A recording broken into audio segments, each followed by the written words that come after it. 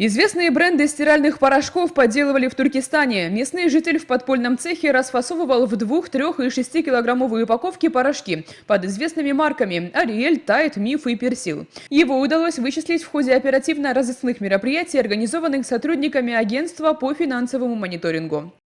Всего изъято 7 оборудований для упаковки и расфасовки, более 500 упаковок порошка, свыше 100 мешков порошка в рассыпном виде и полиэтиленовые пакеты. Организовавший подпольный цех мужчина выплатить штраф почти 6 миллионов тенге.